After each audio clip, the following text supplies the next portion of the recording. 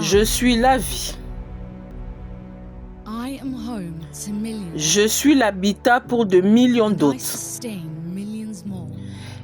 Et il nourrit d'autres millions. Mon abondance est source de prospérité.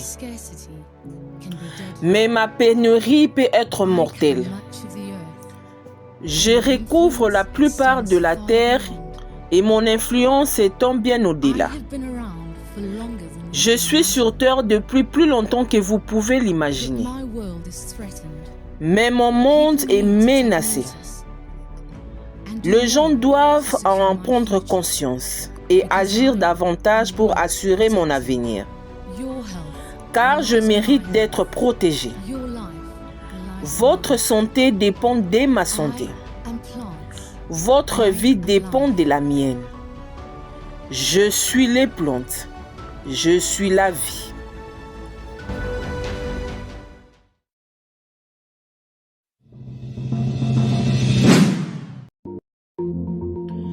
La production doit augmenter d'ici 2050 pour nourrir une population croissante. Pour protéger la santé des plantes, les gouvernements devraient 1. Sensibiliser le public. 2. Engager des ressources humaines et financières dans les organisations de protection des végétaux. 3. Encourager les investissements dans la recherche, la sensibilisation ainsi que dans les pratiques et technologies innovantes. 4. Assurer la mise en œuvre des normes de la CIPV. 5. Renforcer les systèmes de surveillance des organismes nuisibles et l'alerte précoce. 6.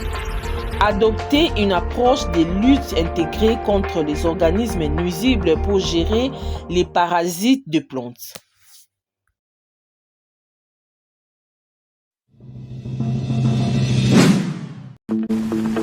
La santé des végétaux est essentielle pour atteindre les objectifs de développement durable. Le parasite et les maladies de plantes détruisent jusqu'à 40% des cultures vivrières chaque année. Si les parasites et les maladies de plantes détruisent jusqu'à 40% de cultures vivrières chaque année, si vous êtes agriculteur ou que vous travaillez dans l'agro-industrie, vous devriez 1. Surveiller régulièrement et signaler l'apparition des parasites et des maladies sur votre exploitation. 2. Adopter des pratiques respectueuses de l'environnement, telles que la lutte intégrée contre les organismes nuisibles. 3. Utiliser les applications mobiles et la technologie numérique pour accéder à l'information. 4. Utiliser des semences de qualité garanties sans organismes nuisibles.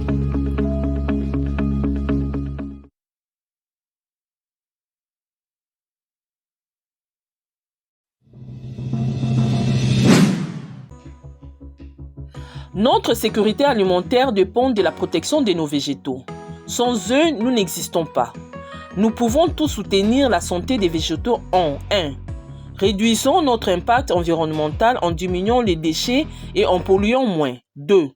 Soutenons les organismes qui protègent la vie végétale. 3. Respectons nos ressources naturelles. 4. En veillant à ce que les plantes ou les produits végétaux que nous achetons respectent les normes internationales. En soutenant la santé des végétaux, nous travaillons à garantir un avenir de sécurité alimentaire.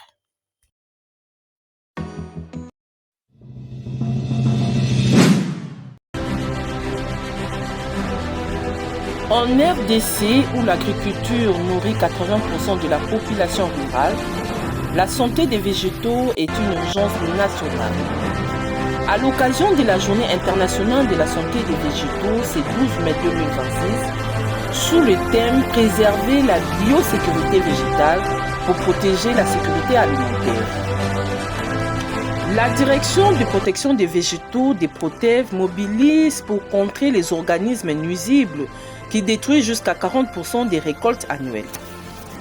Le ravageur envahissant, disséminé par les commerces internationaux et les voyages, cause des milliards de dollars de pertes mondiales.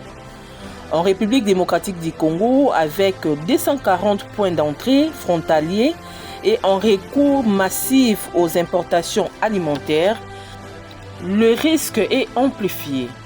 Pandémie virale du manioc, chenille légionnaire d'automne, 0,9 millions de tonnes de maïs perdues en 2017, soit 357 millions de dollars.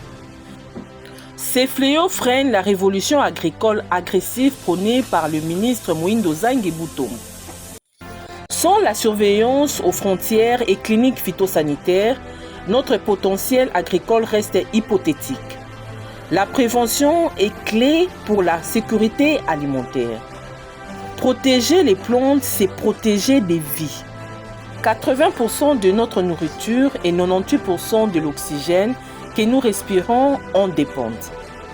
La République démocratique du Congo possède une potentiel unique, 80 millions d'hectares de terres arables et une biodiversité qui fait d'elle l'habitat des millions d'espèces. Pourtant, ces sources de prospérité mentionnées dans les écrits locaux peinent à nourrir sa propre population.